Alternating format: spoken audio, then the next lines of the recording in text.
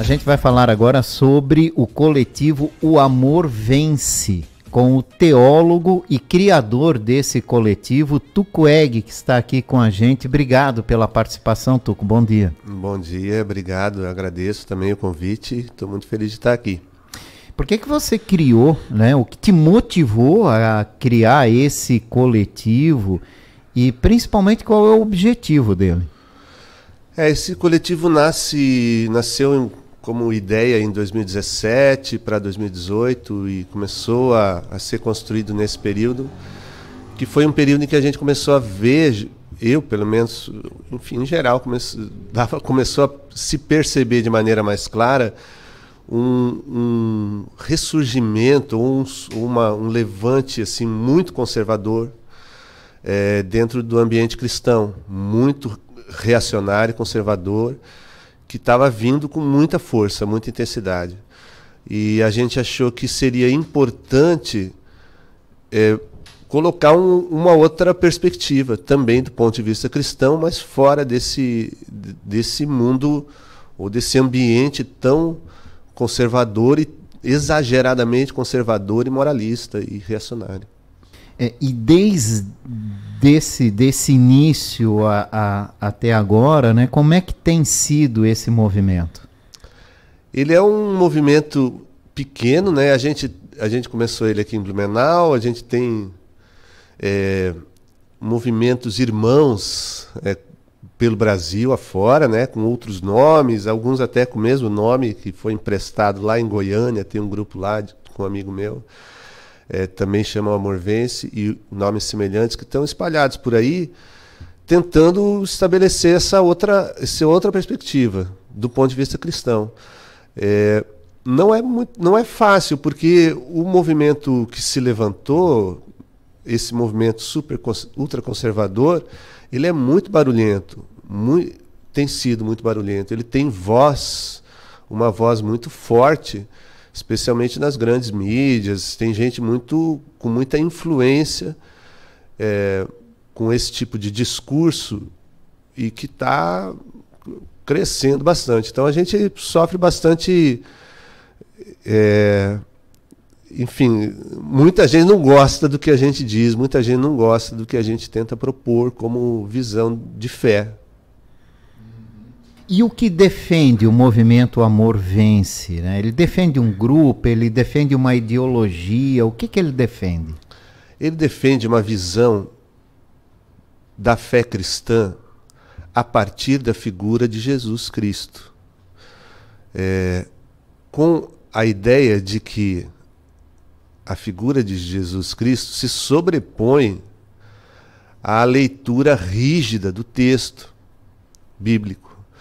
Toda vez que o texto bíblico parece violento, é porque a gente tem que botar um pé atrás e olhar para Jesus. E pensar, mas como é que esse texto combina com a figura de Jesus? Porque a fé,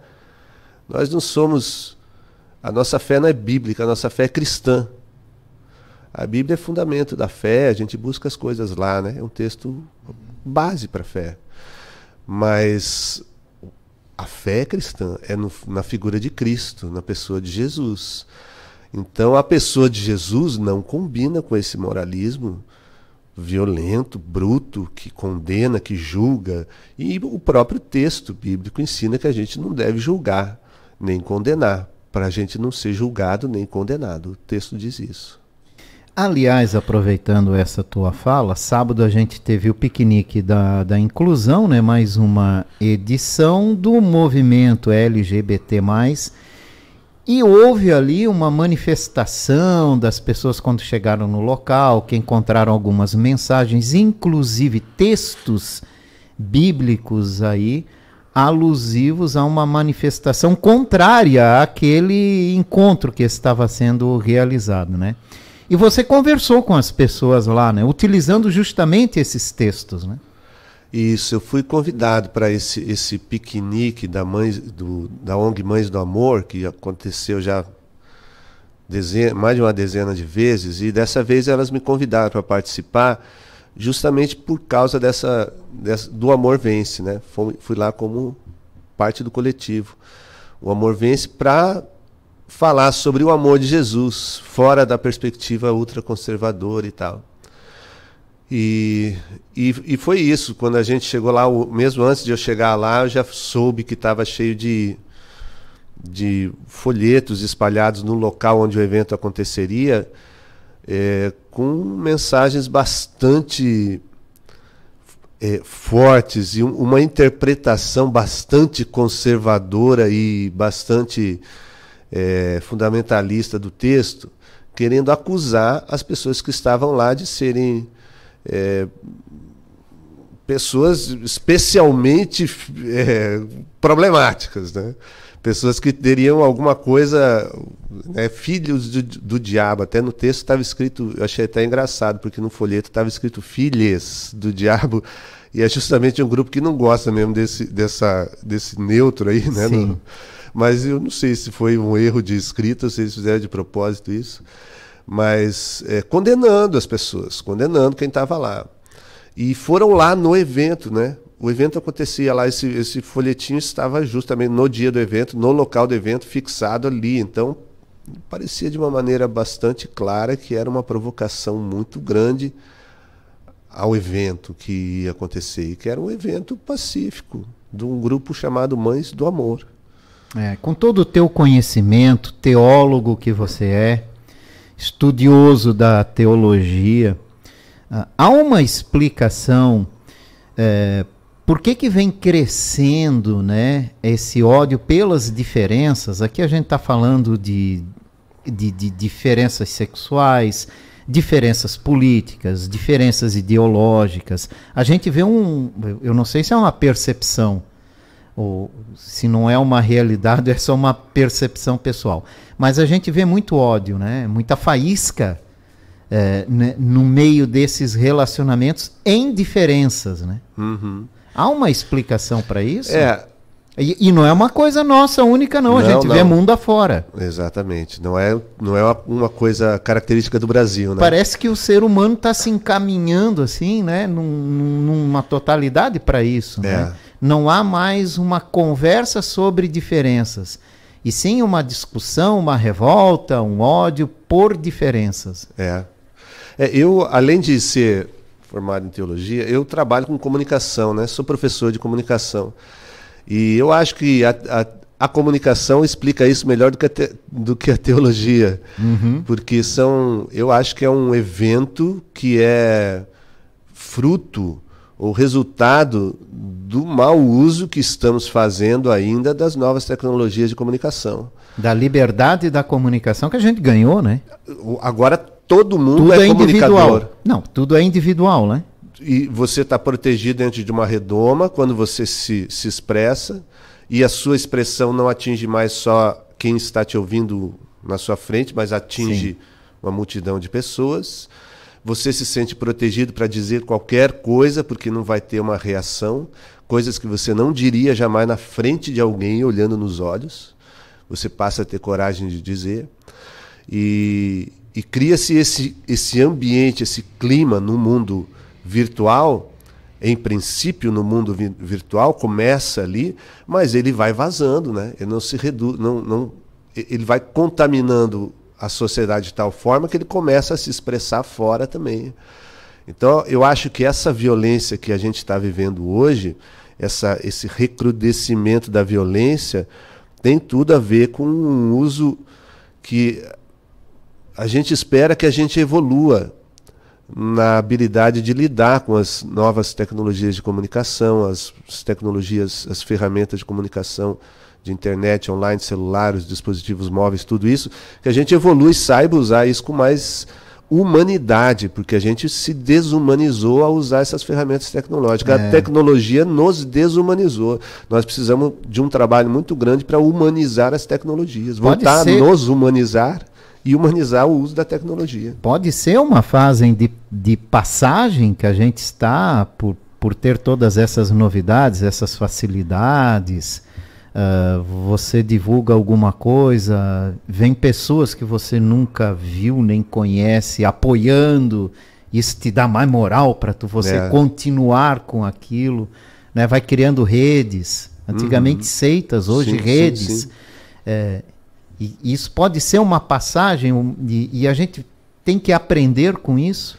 Nós temos muito ainda que aprender com isso? Eu acredito que sim, totalmente, muito a que aprender. Eu acho que se vai ser uma passagem, eu espero muito que seja. Se vai ser, eu não sei, mas eu acho que há potencial de aprendizado. Porque é uma novidade muito, muito recente o uso dessas tecnologias, e a forma que a gente está usando essas tecnologias é a pior possível. Forma e para quê, né? Isso, a forma e o objetivo. Mas há esperança de que a gente vá aprendendo a regular essas ferramentas, a gente vá aprendendo, as novas gerações vão aprendendo a usar isso com um pouco mais de inteligência e humanidade do que nós, mais velhos, temos usado.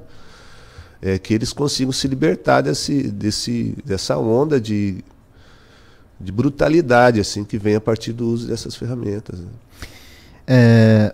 O público LGBT, ele tem espaço na religião, nas igrejas?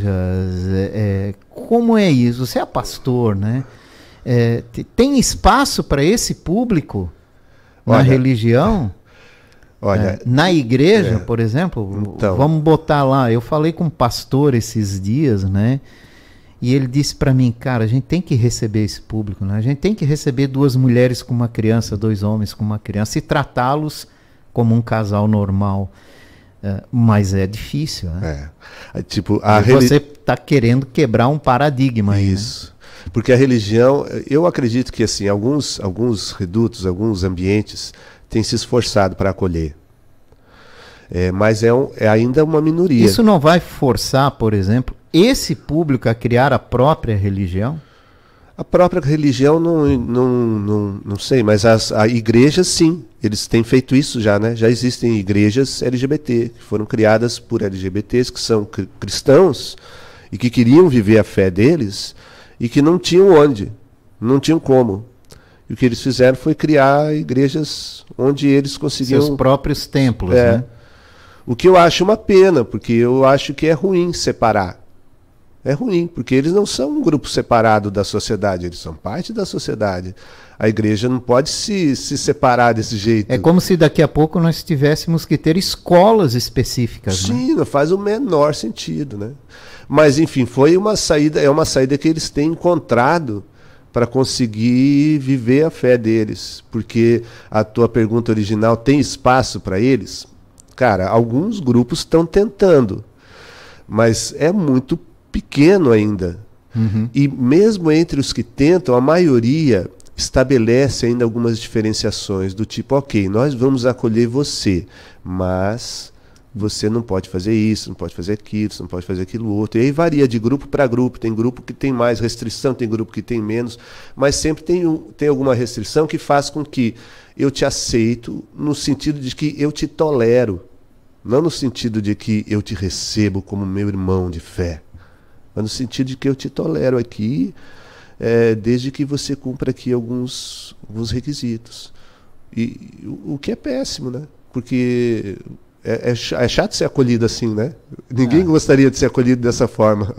E muitas vezes desiste, né? E vai criando sua própria igreja, né? Seu próprio templo com os seguidores. A gente pode evoluir? Há espaço para a gente evoluir nesse sentido? Ou essa questão que você falou da intolerância está crescendo cada vez mais e cada vez está se fechando mais esse ciclo? Não, porque a resposta, né? Ao mesmo tempo que a intolerância cresce também o movimento de combate à intolerância. E esse movimento que combate a intolerância cresce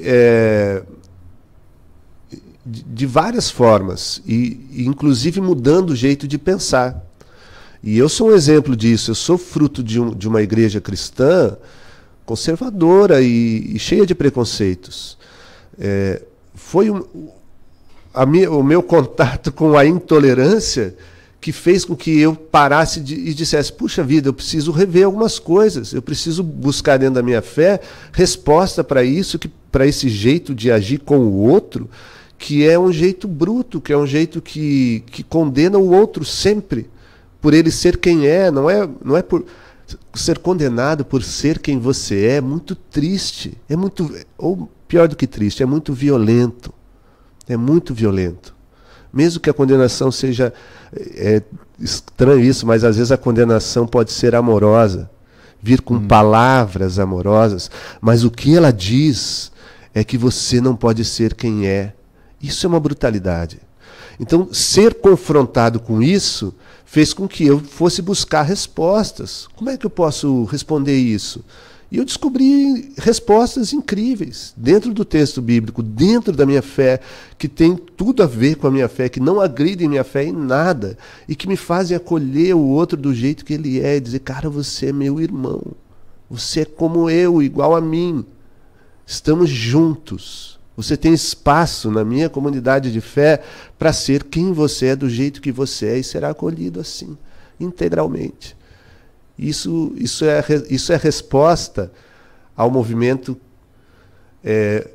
violento que foi surgindo, ou bruto que foi surgindo, de acusação. A resposta é que outras coisas estão surgindo para confrontar esse movimento. Então, eu acho que, junto com o que tem de ruim, coisas muito bonitas estão também surgindo. É possível a gente crescer nesse sentido, então. Eu acho que é. E é importante isso, né? Os dois lados, né? Se entenderem, né? Sim. E para a gente crescer nesse sentido aí, o que é muito importante. Qual é a igreja que o senhor é pastor? Eu sou pastor de uma comunidade de fé chamada Caminho da Graça. É uma igreja sem o formato tradicional de uma igreja. Ela se reúne, tem no Brasil inteiro. Mas a maioria dos grupos se reúne nas casas de forma mais orgânica, um pouco do que a estrutura normal que você espera ver quando você vai a uma igreja, né? Sem muita hierarquia, sem muita liturgia, de um jeito mais orgânico, como um grupo de amigos se reúne. É mais ou menos assim. As pessoas que querem conhecer, participar de ações do coletivo, né? Como é que elas podem fazer, com quem elas entram em contato, para conversar, para discutir esse assunto? Se a gente quer evolução, a gente precisa de discussão. Sim, né? Pode entrar em contato comigo, eu sou Tucueg, é bem fácil, só tem um Tucueg no planeta Terra. Você me acha facinho na internet. Ou pode entrar em contato com o Amor Vence também, que o nosso coletivo aqui chama O Amor Vence SC. Com esse @Amor Vence SC, você acha a gente no Instagram. E como Tucueg, você me acha em qualquer lugar na internet. Estou lá, Instagram, Facebook, essas coisas aí.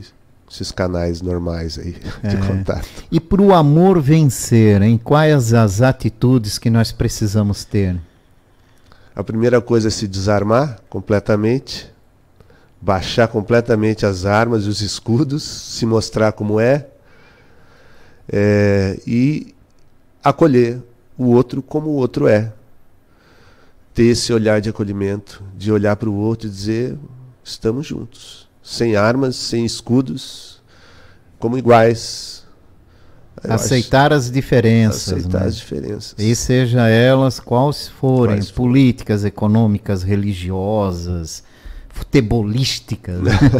Exatamente. Até no futebol as pessoas se matam. É uma tristeza mais, isso, cara. É uma tristeza, demais. É uma tristeza, né? Aquela moça lá de 19, 20 anos que morreu lá na entrada de uma partida de futebol. Isso é muito triste, né? Muito triste. A gente começa a pensar para onde nós estamos nos encaminhando, né? Que futuro tem pela frente, né? Onde uma coisa que deveria ser uma alegria, né? Uma diversão, uma alegria, acaba virando uma tristeza, né? Uma tragédia para uma família, né? E se voltar para o ambiente da fé, é a mesma coisa. O ambiente da fé que deveria ser um ambiente também de alegria e de amor e de acolhimento, às vezes vira um ambiente de acusação, de palavras hostis contra o outro, de apedrejamento virtual, apedrejamento verbal, que é muito triste também, é triste pra caramba também. É isso aí. Muito obrigado pela participação do senhor hoje aqui. É importante a gente falar muito sobre isso para evoluir nesse sentido, né? Obrigado, eu agradeço também. Também acho, concordo, tem que falar, né? Tem que ter espaço para ouvir outras vozes que não sejam as mais brutas, as mais violentas. E agradeço muito, estou muito feliz de estar aqui pela oportunidade.